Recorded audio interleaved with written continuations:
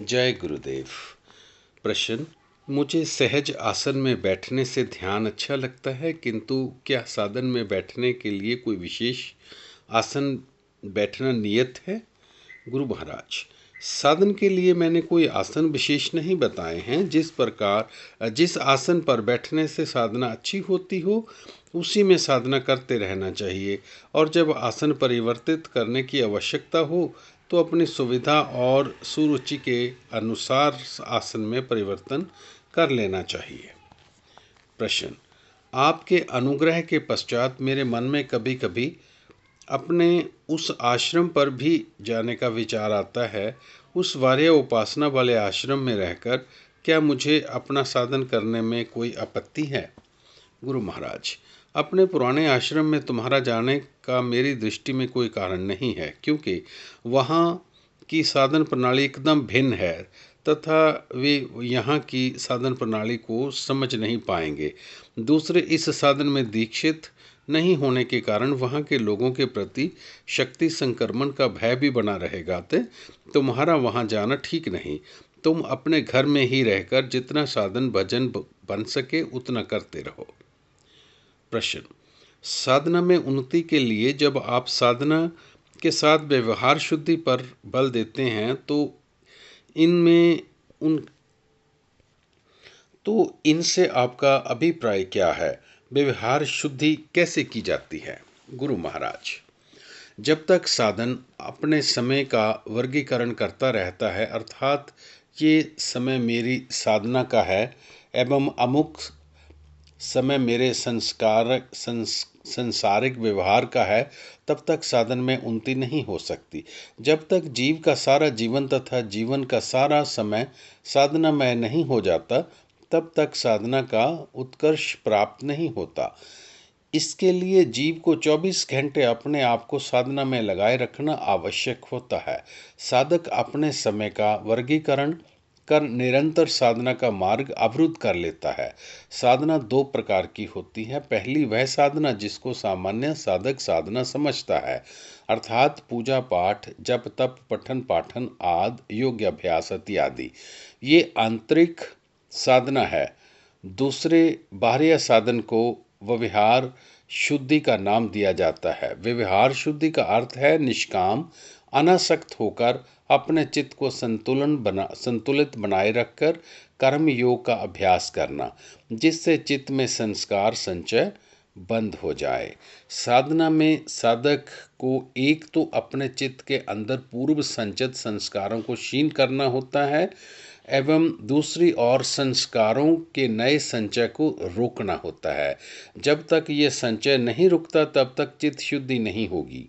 यदि साधक प्रातः काल 1 घंटा साधन में बैठकर अपने कुछ संस्कारों को क्षीण करता है, किंतु बाकी समय आसक्ति एवं कृत्य अभिमान युक्त होकर संस्कार संचय में लगा रहता है, तो साधक का चित्त कभी भी शुद्ध नहीं हो सकता। सामान्य जीव आसक्ति तथा मोह युक्त होकर जो कर्म करता है उसके 3 फल होते हैं। प्रथम, सुख अथवा दुख की अनुभूति। जीव जो भी कर्म करता है उससे या तो उसे सुख मिलता है अथवा दुख। दूसरे, उस सुख अथवा दुख की याद चित्त में अंकित हो जाती है, जिसको संस्कार संचय कहा जाता है।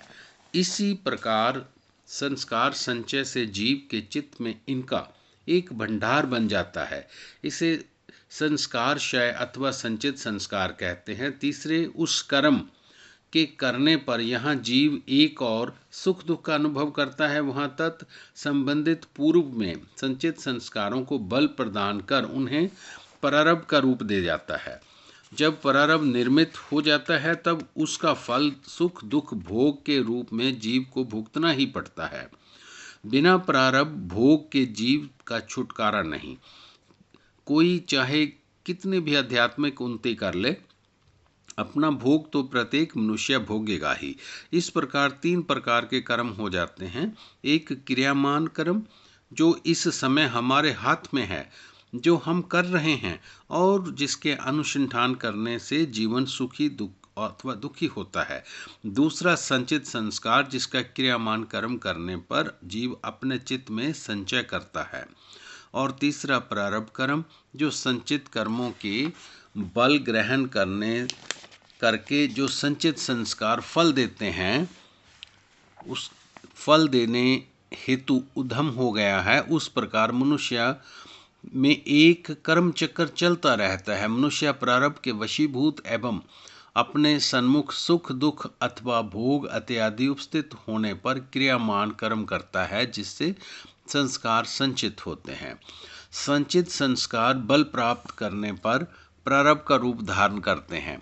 इस प्रकार प्रारब्ध ने क्रियामान कर्म से संचित, संचित से प्रारब्ध और प्रारब्ध से फिर क्रियामान, इस प्रकार ये कर्म चक्र अनवरत घूमता आ रहा है। इसका आरंभ कब हुआ इसका कोई पता नहीं, इसलिए इसे अनादि कहा गया है। कर्म चक्र को तोड़ने का उपाय निष्काम कर्म अथवा अनासक्त योग है, जिसका अर्थ है कर्म के प्रति मोह त्याग एवं कृत्याभिमान रहित होकर कर्म करना। सिद्धांत ये है कि कर्म बंधन का कारण नहीं, अपितु कर्म में आसक्ति बंधन का कारण है। यदि आसक्ति रहित होकर कर्म किया जाए तो ना तो तत्काल सुख अथवा दुख की अनुभूति होती है और ना ही उसके संस्कार चित्त पर अंकित होते हैं, तथा संचित संस्कारों को बल प्रदान होकर प्रारब्ध का रूप मिलता है। इसके लिए चित्त की संतुलित अवस्था बनाए रखकर अनासक्त कर्म करना होता है। संतुलित चित्त का अर्थ है ना सुख से सुखी होना एवं ना ही दुख से दुखी होना। चित्त की यह संतुलित अवस्था साधन भजन पूजा पाठ पठन चिंतन मनन एवं महात्माओं की कृपा स्वरूप प्राप्त होती है। ये कहना कि महापुरुष दुख दूर कर देते हैं, इसका यही अर्थ रखता है कि उनके आशीर्वाद स्वरूप चित्त की स्थिति उच्ची अर्थात संतुलित बन जाती है। जब दुख जीव को दुख नहीं दे सकता तो उसका दुख का महत्व ही क्या है, किंतु उसे अपने चित्त को सुख से सुखी होने से भी बचाना उतना ही आवश्यक है। ये कदापि नहीं हो सकता कि जीव सुख से सुखी तो हो किंतु दुख से दुखी ना हो। इस सुख और दुख के ऊपर की अवस्था का ही नाम चित्त की संतुलित अवस्था है। इस स्थिति में जीव को बाह्य जगत के विषयों के आधार पर सुख अथवा दुख की अनुभूति नहीं होती, वरना वह अपने अंतर की आत्मा आनंद की मस्ती में ही खोया रहता है। ये हम जानते हैं कि चित्त की उपरोक्त अवस्था को प्राप्त करना एक जीव के लिए सहज संभव नहीं है। जो जीव अनासक्त कर्म का अभ्यास नहीं कर पाए हैं वे निष्काम कर्म का अभ्यास करें। जो निष्काम कर्म करने में असमर्थ हैं वह कृत्य बुद्धि से कर्म करें, तथा जो ऐसा भी नहीं कर सकता है वह अपने सभी कर्मों को भगवान की ही सेवा मानकर करें।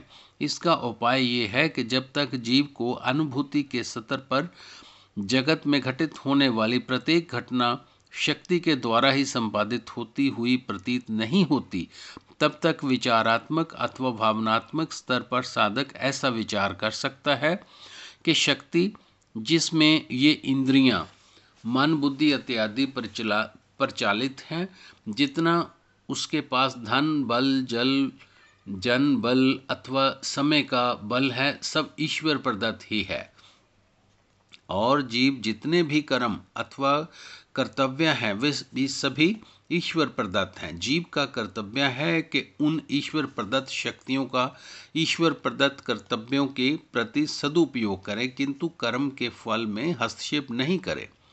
इस प्रकार साधक कर्म फल के बंधन में नहीं आएगा, संस्कार संचय नहीं होगा, तत्काल सुखी अथवा दुखी नहीं होगा, कर्म करता हुआ भी अकर्मी रहेगा। यदि संस्कारों का ही संचय नहीं हुआ तो पूर्व संचित संस्कारों को बल कहाँ से प्रदान होगा। इस तरह प्रारब्ध कर्म की भी क्रमशः क्षीण होते जाते हैं। संचित संस्कारों को क्षीण करने का उपाय ये है कि संस्कारों को प्रसुप्त अवस्था में ही इतना तनु कर दिया जाए कि उन्हें उदार होने की क्षमता ही समाप्त हो जाए। इसी को दग्ध बीज कहते हैं, जिसका अर्थ है यदि बीज को पृथ्वी में आरोपित किया जाए, उसकी सिंचाई एवं सुरक्षा की समुचित अवस्था हो तो वह एक दिन पौधा बनकर फल देने के लिए उद्यत हो जाएगा, किंतु यदि उसे अग्नि पर सेक दिया जाए तो उसकी आकृति तो बीज की रहेगी, किंतु उसकी पौधा बनने की क्षमता समाप्त हो जाएगी। इसी प्रकार यदि भक्ति, योग, ज्ञान, वैराग्य, अनासक्ति, कर्म योग, पूजा पाठ, जप तप, पठन पाठन इत्यादि के शुभ अशुभ अनुसंधान द्वारा अपने चित्त में संचित संस्कार को सेक दिया जाए अर्थात दग्ध कर दिया जाए तो उनकी उदार होने की क्षमता समाप्त हो जाएगी। इस प्रकार अंतर एवं बाह्य द्विपक्षीय साधना का अनुसंधान साधक की चित्त भूमि को बहुत ऊंचा उठा देगा। जगत की ओर, जगत के प्रति उसके चित्त में पूर्ण वैराग्य होगा तथा आत्मा का आनंद साधक के चित्त को आनंदित कर देगा। जय गुरुदेव।